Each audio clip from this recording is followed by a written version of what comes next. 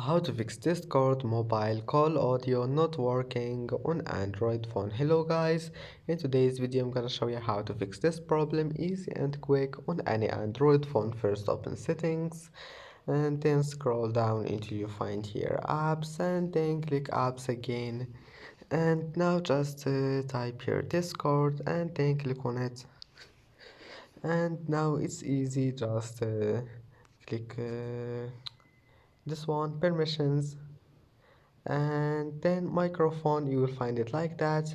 Just click allow and then go back and try again, and your problem must be fixed.